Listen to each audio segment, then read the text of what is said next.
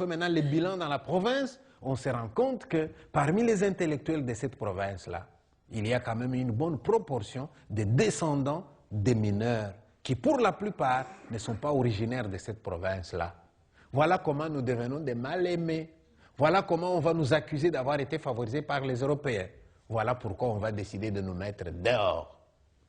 Vous allez dire, mais c'est un même pays. Eh oui, mais les Kasaï, c'est à 1000 km de là. Et vous allez dire, mais comment on vous reconnaît? C'est marqué dans nos pièces. Date et lieu de naissance, Katanga, province d'origine. Mes parents étaient venus d'eux, c'est marqué. Et on décide de nous chasser. Et nous avons été chassés la première fois dans les années 60. Et n'oubliez pas, Lumumba a été tué en 61 de ces côtés-là. Lumumba, c'était un Kassaïen aussi. À ce moment-là, ça ne va pas aller, les Kassaïens dehors. Nous sommes partis. Quand Mobutu va reprendre le pouvoir, il se rend compte que pour diriger le Congo, il lui faut de l'argent. Et la Gécamine, c'est ça qui donne l'argent au Congo à ce moment-là. Alors il dit, mais ces gens-là, moi j'ai besoin d'eux. Hein. D'autant qu'on avait tous, c'était des gens qui avaient une expérience professionnelle de plus de 20, plus de 30 ans. On va nous rappeler. Et Mobutu va instaurer la paix. Et puis on va de nouveau vivre convenablement. Jusqu'à 90. Une deuxième épuration ethnique va se présenter pour qu'on nous mette de nouveau dehors. Que s'est-il passé au Congo en 90, en 90? Eh bien, tous les Congolais étaient d'accord sur un point. L'ennemi du Congo, c'est qui? C'est les dictateurs. Il faut qu'ils s'en aillent.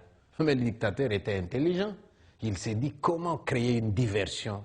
Je vais créer une guerre artificielle ici, dans mon pays. Comme ça, quand ils vont s'entretuer, moi j'irai avec mon armée, je vais mettre de l'ordre. Comme ça, l'opinion internationale qui nomme le président quelque part en dessous, eh bien, verra qu'il n'y a que moi. Et ils vont me maintenir au pouvoir. Et Mobutu va appeler quelqu'un du Sud, qu'il va nommer Premier ministre, alors que la conférence nationale avait nommé Premier ministre quelqu'un du Kasaï. Et Mobutu savait qu'en mettant de côté celui du Kasaï, en nommant quelqu'un du Katanga, il opposait déjà les deux provinces. Et il va dire à celui-là, vous rentrez chez vous au Katanga, vous faites en sorte que la province du Katanga me soutienne, et je vous permets, vous, de mettre dehors les Kassaïens qu'il y a chez vous. Vous prenez leur travail, vous prenez leurs biens, et voilà, ça va continuer. Et moi, j'aurai le pouvoir si j'ai la province la plus riche. Cet homme-là va marcher avec Mobutu. Et nous, on est au Katanga, où on voit les discours qui changent. Ils viennent là-bas à la télévision. Hey, on était d'accord de mettre Mobutu dehors, n'est-ce pas? On va un peu patienter. Parce qu'il n'y avait pas que lui comme ennemi. Nous avons deux ennemis. Mobutu d'un côté et les Kassaïens de l'autre. Alors qu'est-ce qu'on va faire? On se sert de l'un pour vaincre d'abord l'autre. Alors maintenant, on va d'abord coaliser avec Mobutu pour mettre les Kassaïens dehors. Et c'est des chansons pour exciter les gens. On va prendre des gens qui n'ont pas de boulot, on les drogue, on dit attaquez les Kassaïens. Quand ils seront partis, vous aurez leur travail, vous aurez leurs biens. Et ils vont attaquer. Ça a commencé à Jadoville, pour ceux qui connaissent les Katanga, Likasi, Jadoville. Ensuite, Kolwezi, Lubumbashi, timidement, on n'a pas beaucoup attaqué à Lubumbashi. Et comment est-ce que ces gens-là procédaient? Le matin, on laisse monsieur sortir, aller au travail. Et parfois, il y avait des gens qui allaient travailler à 15 km de chez eux. Hein. Alors si on vous attaque au travail, vous êtes vulnérable parce que vous n'êtes pas tout près de votre maison.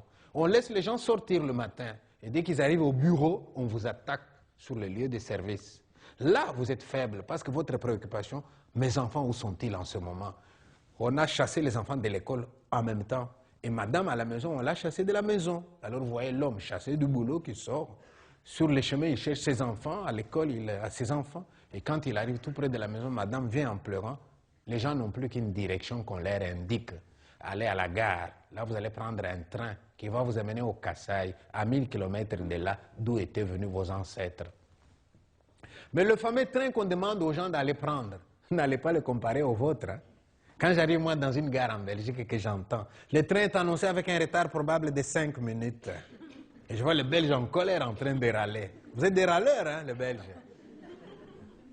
Mais nous, le train qu'on nous a demandé d'aller prendre, il était attendu avec un retard probable d'1 trimestre, s'il vous plaît. Il y a des gens qui l'ont attendu pendant plus de 6 mois, qui attendaient le train. J'aurais bien voulu voir un Belge qui attend un train comme ça. Nous, Africains, ça nous amuse quand on voit un Belge qui attend un train.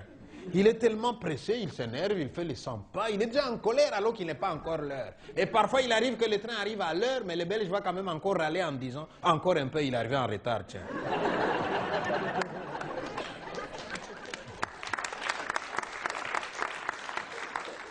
Et quand ce train-là arrive, c'est pas tout le monde qui va avoir une place là-dedans. Ce sont les jeunes parce qu'ils sautent par les fenêtres.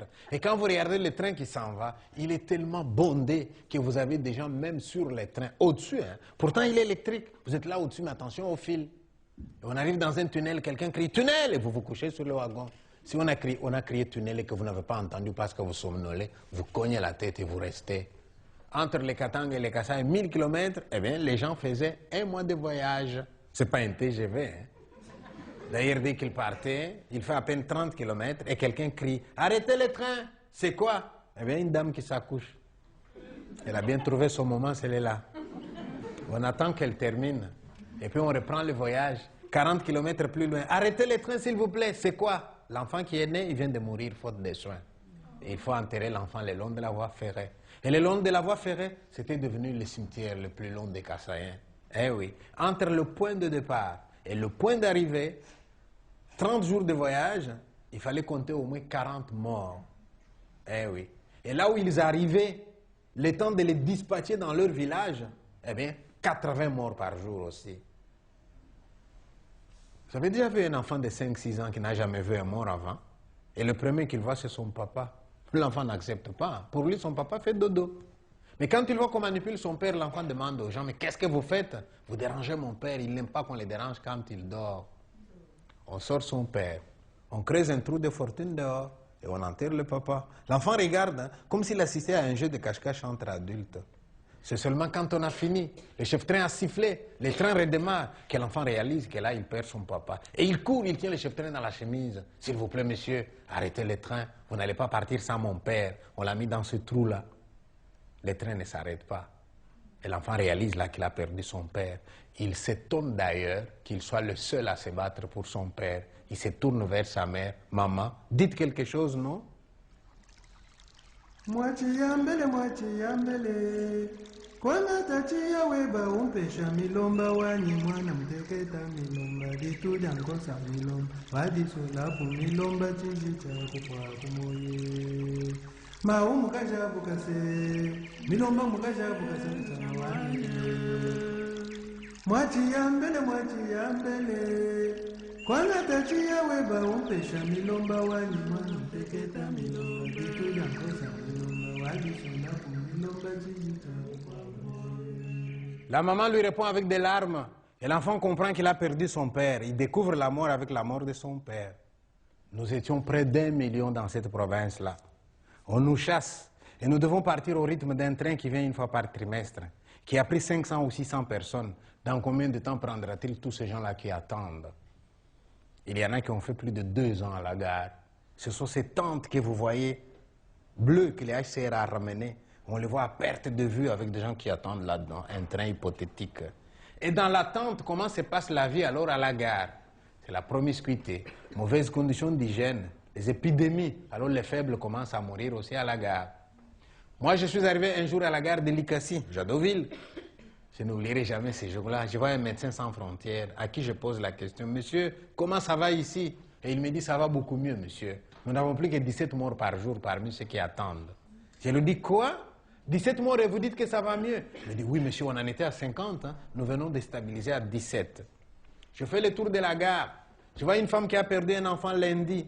Elle a perdu un autre mardi. Elle ne sait plus pleurer celui qui agonise et qu'on va enterrer peut-être vendredi. Et les enterrements à la gare, ça va se passer comment? La gare, c'est en ville, hein? Le cimetière est un peu plus loin. Mais comment aller au cimetière en sécurité pendant la guerre? Là, vous voyez un enfant mort la veille. Toute la nuit, il est resté dans les bras de sa maman. Le lendemain matin, la maman pleure son enfant en lui parlant. Les mamans africaines, quand elles pleurent leurs enfants, elles leur parlent en même temps. Réveille-toi, il faut que tu manges. Depuis hier, tu n'as pas mangé. Et les adultes doivent venir. Madame, il ne mangera plus, il est mort, accepte-le. Et lui arracher le corps de l'enfant. Le donner aux jeunes de 20-25. Eux peuvent courir au cimetière. En cas d'attaque, ils vont se défendre, ils vont fuir. Et la dame, on ne la laisse pas suivre, hein, parce que si jamais on attaque, qu'est-ce qu'elle va devenir? Alors les autres femmes la retiennent, elle fait bail de loin à son enfant, elle ne verra même pas où il va reposer. Vous avez déjà vu une mère dont l'enfant est déjà à 20 mètres, mais qui vous crie quand même, attendez, s'il vous plaît, et vous la laissez quand même encore venir. Et qu'est-ce qu'elle vient faire? Réajuster le bonnet sur la tête de son enfant, comme si cela pouvait encore servir à quelque chose. Voilà les scènes que nous avons vues. Voilà les scènes que nous avons vécues. Et pendant que je fais comme ça le tour de la gare, une jeune femme qui me voit et qui m'interpelle, « Monsieur, des gens comme vous Vous voyez toute cette souffrance, qu'est-ce que vous faites?